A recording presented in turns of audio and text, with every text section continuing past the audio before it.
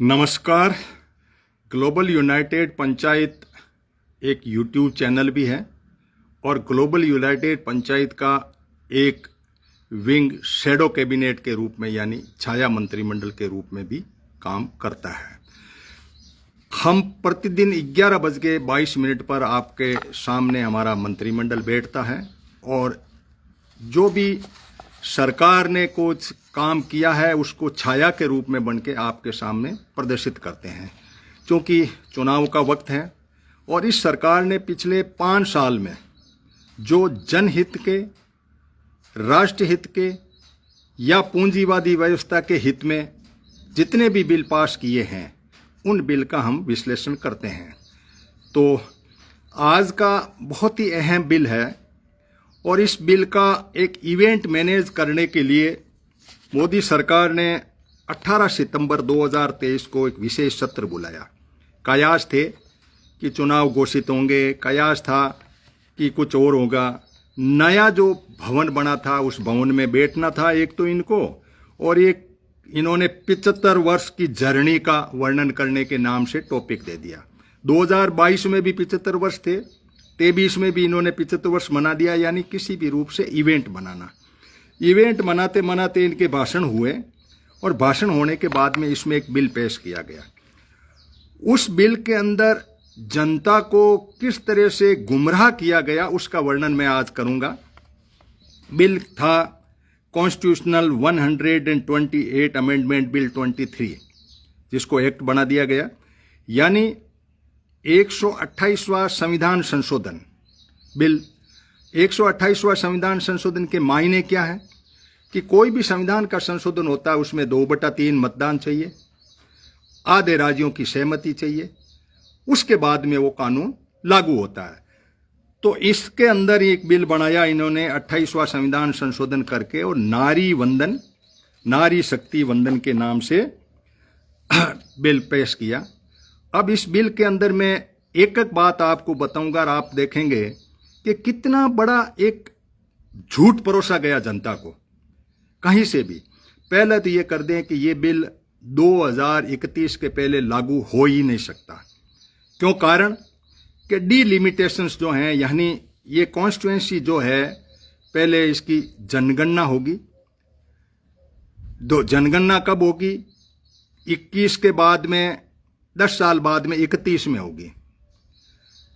जनगणना के बाद में डिलिमिटेशंस होगा। जनगणना के पहले तो लिमिटेशन क्या करे, कौन सी कॉन्स्टिट्यूएंसी कितनी बनाएंगे नहीं करेंगे, यानी 31 की जनगणना के डेटा बाहर आएंगे तब जाकर के ये कार्रवाई शुरू होगी।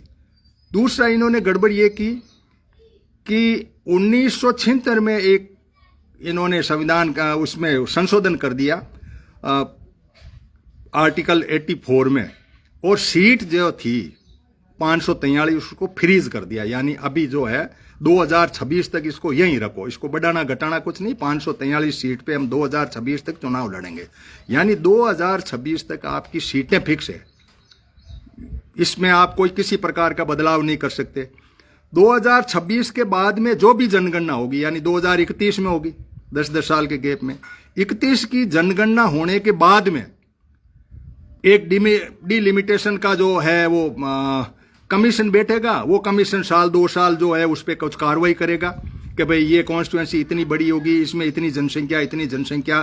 तो 543 की सीटें 2031 के पहले, 2026 के पहले बढ़ नहीं सकती, और ये बिल 2031 की जनगणना के बाद में लागू होगा। आप बताइए कि आज ये इस नारी शक्ति का वंदन करके ये घूम रहे हैं गली गली और इतना माहौल बना रहे हैं जैसे आज इनको रिजर्वेशन दे दिया। विपक्ष ने ये कहा कि आप ऐसा करिए कि आज 543 सीटें, इन पे आप 33% दे दीजिए और इसी चुनाव में आप तो कर दीजिए, इसमें कहाँ प्रॉब्लम है। कानून बनाने वाले अपन लोग हैं, हम आपको सहयोग कर रहे हैं। कानून के अंदर 546 लोग इसमें संसद में बैठे थे। 2 वोट इनके विरुद्ध में पड़े ओबीसी के। ओबीसी ने ये कह कर के कि ये झूठा बिल है, छलावा है जनता के साथ में, इसलिए मैं कोई फेवर नहीं करता इस बिल का, कोई मतलब ही नहीं है जिस बिल का। काहे की नारी की शक्ति हो जाएगी, कैसे शक्ति हो जाएगी, तो मैं तो इसमें फेवर नहीं करता। और उसने विरोध में 2 इसके आदमी थे, दोनों ने विरोध में वोट दिया। 546 जो नहीं 456 जो है 456 थे, 546 उसमें से 2 वोट उधर गए और 454 जो वोट थे वो इनके फेवर में पड़े सारी पार्टियों ने, क्योंकि पार्टियां सत्ते में इस बात के लिए आ गई कि अब इधर जाए तो कुंवार, इधर जाए तो खाई। और आप ये सोचो कि ये तो बहुत पहले से चल रहा है। अंबेडकर ने भी ये बात चलाई थी, कई लोगों ने इस पे लेटर लिखे, लड़ते लड़ते 70 के दशक में तो ये हो गया था कि भाई महिलाओं को कहीं न कहीं कोई न कोई रिजर्वेशन देना चाहिए। संविधान सभा भी ये मान नहीं पाई, तो करते करते हम यहाँ तक पहुंचे। और ये क्यों रुका बीच में बिल? बीच में बिल यूं रखा था कि भाई लालू यादव, शरद यादव और मुलायम यादव और इन लोगों ने, ओबीसी वाले लोगों ने ये कहा कि आप SC ST की सीट रिजर्व कर रहे हो ना, तो आप ऐसा करिए कि OBC की भी कर दीजिए। इसमें OBC की नहीं करते हो तो ये महिलाएं तो 33% आप कर रहे हो, तो SC ST की आ जाएगी कुछ, और बाकी की सारी आप लोगों की सीटें आएगी, हमारी तो आएगी नहीं, हमारी तो सारी खेती करती है और घर पे रहती है। जब आप रिजर्वेशन SC ST वाली भी तो अनपढ़ होती है, उनमें भी होती है, तो हमारी भी अनपढ़ी होती है, तो OBC वाले इन्होंने माना नहीं। यानी संसद के अंदर किसी प्रकार का लोकसभा में OBC का कोई कोटा नहीं है इस रिजर्वेशन में। महिलाओं के लिए, SC ST के लिए तो है। अब SC ST में भी झगड़ा ये है कि आप वर्टिकल रिजर्वेशन तो मानते हो, हॉरिजेंटल रिजर्वेशन में कहीं ना कहीं अड़ंगा फंस जाएगा। कोई और जगह जीत गई तो वहां जाकर के समस्या खड़ी हो जाएगी। यानी कुल मिलाकर के फिर आप इस कोर्ट में चले जाओ, 9 बेंच 9 जजों की या 5 जजों की पीठ के पास ये चला जाएगा। ये ठुलते ठुलते 31 के बाद में कमीशन बैठेगा, कमीशन के बाद में डिलिमिटेशन होगा, यानी जनगणना 31 की 2026 तक तो फ्रीज किया हुआ, इसलिए कुछ कर ही नहीं सकते। 26 के बाद में लिखा हुआ कि इस 26 के बाद में जो भी जनगणना होगी वो 31 में होगी, बीच में तो हो नहीं सकती। इन्होंने कोई कानून ऐसे बना रखे हैं। 31 की जनगणना होने के बाद में फिर ये उसका आयोग बनाएंगे। वो आयोग घूम घूम करके देखेगा कि इस कॉन्स्टिट्यूएंसी को यहां तक ले लें, इसको यहां ले लेंगे। यानी 31 के बाद में आप 2-3 साल 4 साल लगने स्वाभाविक है। तो 35 तक आप मान के चलो कि 2035 तक ये कॉन्स्टिट्यूएंसियों का निर्माण होगा। फिर उसमें 1/3 करके देंगे। 1/3 का मतलब यह हुआ कि SC ST की जितनी है उसके अंदर 1/3 महिलाएं कर देंगे। जैसे जितनी सीटें SC ST की है उसका 1/3 कर देंगे। 1/3 करने के बाद में भी इनका सिस्टम फिर रोटेशन का है। तो रोटेशन के अंदर भी जनगणना के अंदर यदि किसी कॉन्स्टिट्यूएंसी में संख्या ज्यादा है, पहले उनकी करेंगे, फिर उनको लॉटरियां खुलेगी, जैसे करके। अब आपने पंचायतों में तो कर दिया। ये पंचायत का इसलिए कर दिया कि पंचायत को तो कानून नहीं बनाना होता, उनको तो यूं ही फॉर्मेलिटी वोट देने। जब संसद में क्यों नहीं किया? आप OBC को पंचायत में डाल रहे हो, नगर पालिका में डाल रहे हो, वहां OBC का प्रतिनिधित्व नहीं देना, इस बात से क्या समझती है OBC? 52% OBC की सीटें SC ST मिला करके, ये तो सिर्फ मामूली सी 7% लोग हैं, 93% लोग तो दूसरे हैं। यानी संसद में किसी भी हालत में OBC की महिलाओं का रिप्रेजेंटेशन नहीं हो जाए, इसलिए OBC को नहीं लेना। ये बिल लटका ही इस बात के लिए था। लालू और इन्होंने, सबने, मुलायम और इन्होंने ये कहा कि पहले इसको डालो तो हम सब वो करें। इन्होंने डाला नहीं। अच्छा, कांग्रेस भी गोलमाल खेलती रही।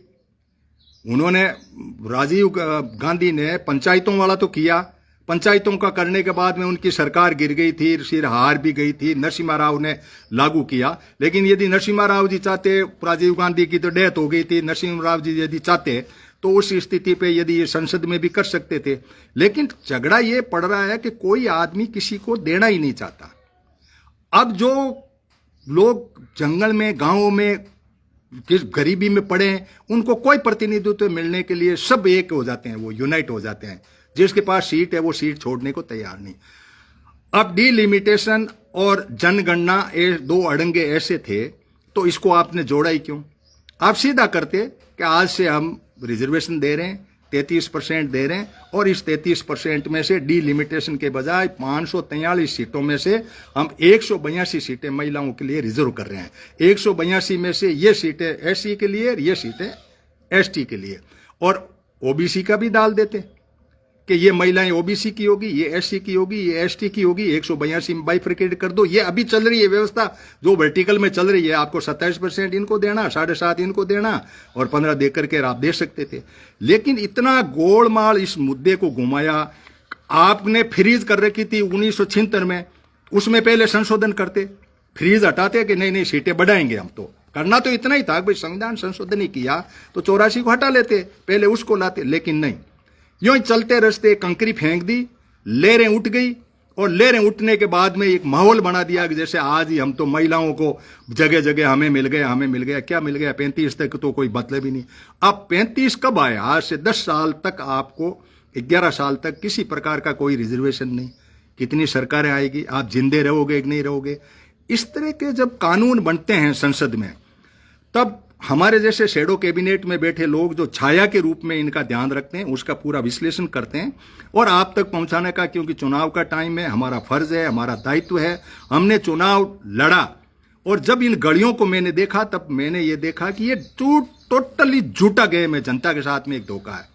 ये जो डेमोक्रेसी है, ये नाम मात्र की डेमोक्रेसी है। हमने नौकरियां छोड़ करके आपके बीच में सेवा में उतरे थे कि भाई हम कुछ देश बदलेंगे। देश बदलने वाले लोग जेल चले गए, वो भी नकली थे, हम बोले बाड़े उसमें फंसते रहे। और बाद में हमें लगा कि ये वास्तव में इस डेमोक्रेसी का जो था वो रिप्रेजेंटेटिव पॉलिटिक्स का मॉडल ही गलत है।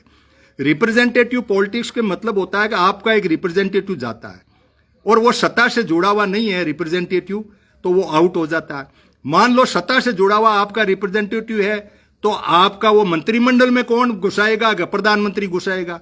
हटाएगा कौन? का प्रधानमंत्री हटाएगा। आज मोदी जी की मर्जी से कोई व्यक्ति वहां उस रह सकता है, बाकी तो हाथ खड़े करने तो हम भी कर लें, यहां पड़े पड़े कर ले, हम अपनी मस्ती को क्यों रंग में भंग डालें। ये जो व्यवस्था है, ये छद्म डेमोक्रेसी का जो मॉडल है, इसमें हमें कुछ जाग करके इस तरह की व्यवस्थाएं खड़ी करनी पड़ेगी कि इसको जो नारी शक्ति वाला बिल है, इसमें फिर संशोधन कीजिए। बिल तो संशोधन हो ही सकता है, हमारा मैनिफेस्टो में डलवाना चाहिए कि तुम चलो तुम्हारा हम बना देते हैं। जो सरकार इस बात के लिए करे कि जनगणना की बात तो जैसे मान लो कांग्रेस ने कर दी, लेकिन ये बात भी कर दे। ये बात करनी चाहिए ना कि भाई आपका प्रतिनिधित्व तो हम SC ST के साथ में OBC का भी कर देंगे, कोई नहीं पूछने वाला, बात ही नहीं होती। क्योंकि एक OBC इंटर कॉन्फ्लिक्ट में जीती है, वो इसकी टांग खींचता है, वो इसकी टांग खींचता है।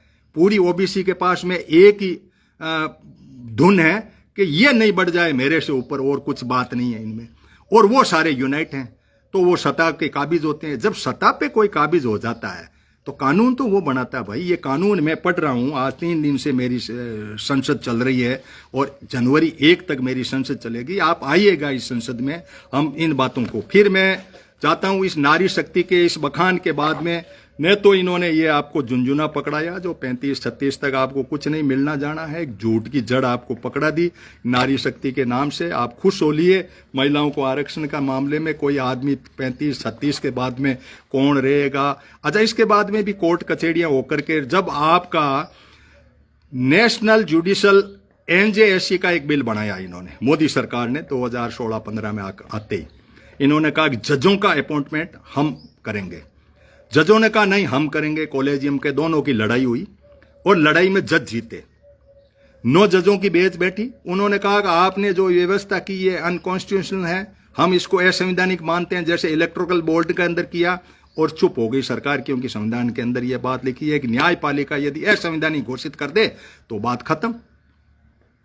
अब ये भाई साहब कोई लिख रहे हैं कोविड के तारीख 21 का नहीं, तो कोविड तो गए हुए बहुत सारे हो गए, अभी कर लगा दो। राजपुरोहित जी इनको कह दो कि ये बता दे, जनगणना निकाल के बता देना डेटा, जैसे वो उस BR वाले ने बताया।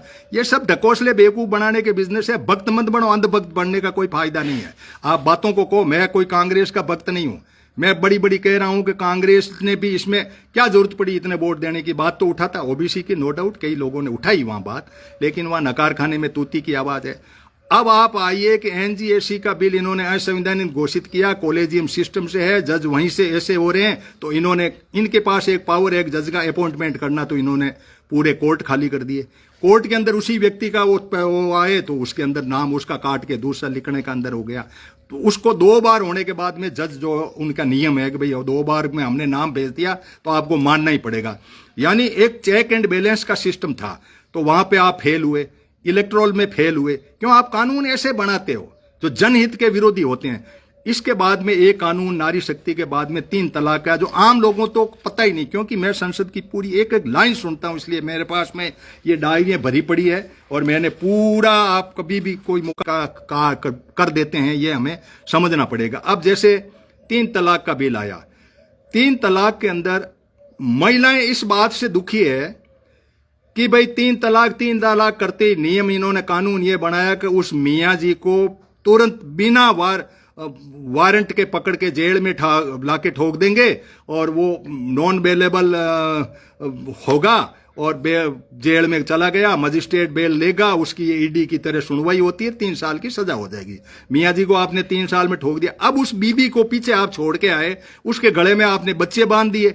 अच्छा, वो ये औरतें ये कह रही है, महिला संगठनों ने ये भी कहा और विपक्ष ने भी कहा कि भाई पहली बात तो इन बच्चों का प्रबंध करो, उसने आपको जेल वो भेज दिया तो इसके बच्चे गले क्यों बांध रहे हो? इन बच्चों का कौन रखेगा? क्यों ननिहाल पक्ष रखे? अच्छा, वो तो रखे ही क्यों जब उसके बेटे को आपने जेल में डाल दिया, तो वो तो आप दादी और वो कौन रखे? इस सारी व्यवस्था के बाद में आप दूसरा देखिए कि इसमें कट रहा है नेटवर्क।